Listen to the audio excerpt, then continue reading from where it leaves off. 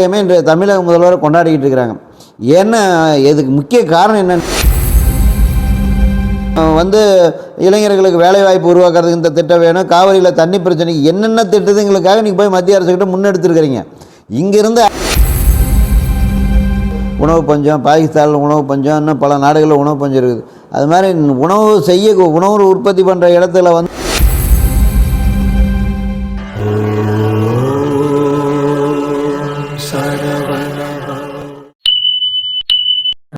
வணக்கம்.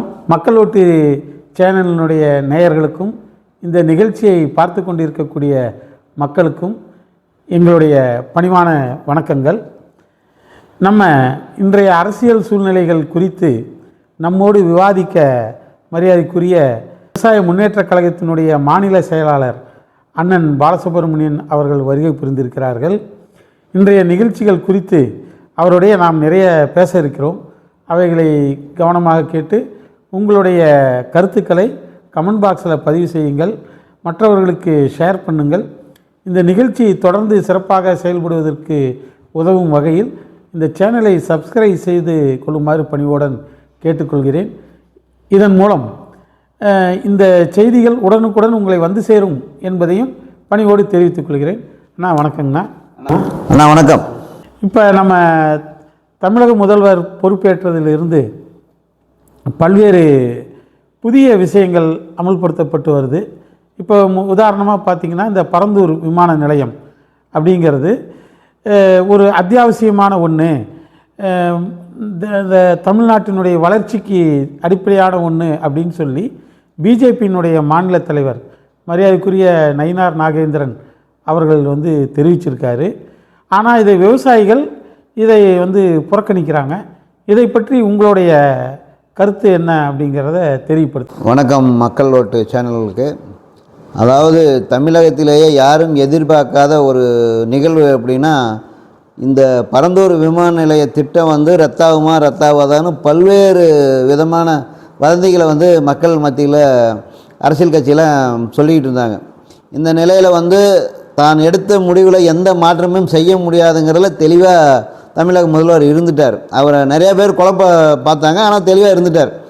சொன்ன வாக்குறுதி முதல்ல பரந்தூர் விமான நிலைய பிரச்சாரத்திற்கு போது எங்கள் ஆட்சியில் வந்தால் நம்ம அங்கே கண்டிப்பாக ரத்து பண்ணுவேன் அப்படின்னு சொன்னார். சொன்னபடியே அதை செஞ்சிட்டார். அதனால் அரசியல் கட்சிக்கெலாம் கையெல்லாம் நடுங்க ஆரம்பிச்சிருச்சு. ஏன்னா அங்கே அந்த விமான நிலையத்தை சுற்றி 10,000 ஏக்கர் தொடர்ந்து வாங்கி போட்டிருக்கிறாங்கன்னு பொதுமக்களும் அரசியலுடைய விமர்சகர்களும் பத்திரிகைகளும் தொடர்ந்து புகார் கோரி இதிலிருந்து தெரிய வருது. ஒரு வளர்ச்சி என்பது ஒரு விமான நிலையத்தை மட்டும் நம்ம மதிப்பிட்டு அந்த விமான நிலையம் வந்தால் பெரிய வளர்ச்சி அடைஞ்சிருங்கலாம் சும்மா ஒரு கற்பனைக்கு எட்டாத கதை. இவங்களுக்கு வளர்ச்சி அடையாது போயிடுச்சுங்க.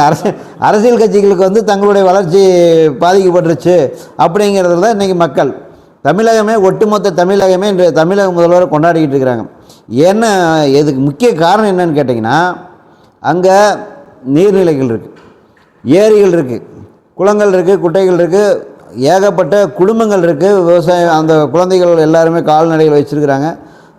அந்த ஏரியில் இருக்கிற தண்ணி அந்த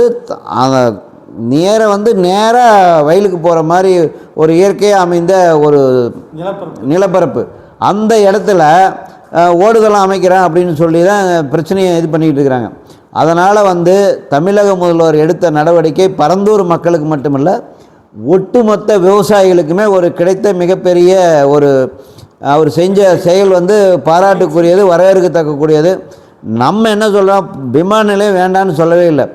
வறண்ட பகுதியில் எதற்குமே உதவாத இடத்துல இடத்த விமான நிலையத்தை ஆணையத்தை எவ்வளவோ இப்போ அந்த இடத்தெல்லாம் சரி செய்கிறதுக்கான மிஷின்கள், இயந்திரங்கள்லாம் வந்துருச்சு. இப்போ பெங்களூரில் கூட ரொம்ப உள்ளத்தில் விவசாயம் பாதிக்காமல் ஒரு இடத்த தேர்வு பண்ணி செஞ்சுருக்காங்க. அந்த மாதிரி இடத்த தேர்வு செஞ்சு இது பண்ணுங்கள். மக்களுக்கு ஒரு திட்டம் அவர்கள் வயல்வெளியில் பல ஆண்டுகளமாக முப்போக விளையக்கூடிய ஒரு விவசாய நிலத்தை எடுத்து அந்த இடத்துல பரந்தூர் விமான நிலையம். அதுக்கு இவர் என்ன சொல்கிறாரு, தமிழ்நாட்டிற்கு வளர்ச்சிக்கு எதிராக தேவைக்க அரசு செயல்படுது அப்படின்னு பாரதிய ஜனதா கட்சியினுடைய மாநில தலைவர் இப்போ சொல்லியிருக்கிறார். இப்போ நான் ஒரு கேள்வி மாண்புமிகு தமிழக முதல்வர் வாயிலாக நம்மளுடைய பாரதிய ஜனதா கட்சியினுடைய தலைவருக்கு கேட்குறேன். இப்போ இது வரைக்கும் தமிழ்நாட்டினுடைய தலைவர், பாரதிய ஜனதா கட்சியினுடைய தலைவர் நீங்கள் ஆன பிற்பாடு இது வரைக்கும் மத்திய அரசுக்கிட்ட போய் தமிழ்நாட்டுக்கான வளர்ச்சி திட்டங்களுக்கு என்னென்ன திட்டங்களுக்கு நீங்கள் நிதி வேணும், என்னென்ன வந்து இளைஞர்களுக்கு வேலைவாய்ப்பு உருவாக்குறதுக்கு இந்த திட்டம் வேணும், காவிரியில் தண்ணி பிரச்சனைக்கு என்னென்ன திட்டத்துங்களுக்காக நீங்கள் போய் மத்திய அரசுக்கிட்ட முன்னெடுத்துருக்கிறீங்க. இங்கேருந்து அறிக்கை விடுறதோடு சரி, தமிழ்நாட்டினுடைய வளர்ச்சிக்கு நீங்கள் என்ன பண்ணியிருக்கீங்க அதை விட்டுவிட்டு தமிழக மக்களுக்கு, விவசாயிகளுக்கு எதிரான திட்டங்களுக்கு வந்து நீங்கள் ஆதரவாக செயல்படுங்கிறது. ஏற்கனவே ஒரு சட்டமன்ற உறுப்பினர் தான் வந்திருக்கிறீங்க. இப்போ இதே மாதிரி விவசாயிகளுக்கு எதிராக செயல்பட்டால் இருக்கிற சட்டமன்ற உறுப்பினர் அடுத்த ஆட்சி காலத்தில் வர்றதுக்கான வாய்ப்பு இல்லாத போயிடும். அதனால் எப்பயுமே அரசு வந்து மக்களுக்காக தான் வந்து ஒரு கட்சிகள்.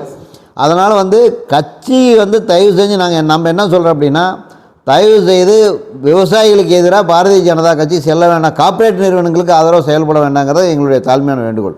அதாவது திரு நயினார் நாகேந்திரன் அவர்கள், நாங்கள் தமிழகத்துக்கு என்னென்ன நலன்கள் செஞ்சுருக்கோம், மத்திய அரசுகிட்டேருந்து என்னென்ன எல்லாம் செஞ்சுருக்கோன்னு ஒரு வெள்ளை அறிக்கை கூட வெளியிடலாம். தாராளமாக.